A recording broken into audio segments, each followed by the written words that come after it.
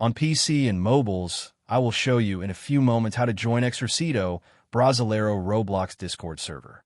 It's the same method on both PC and mobiles. For this, we will open a browser on your PC or mobile, can be whichever. In my case, I will use Microsoft Edge. Now click on the URL bar and type this URL to be able to join this Discord server.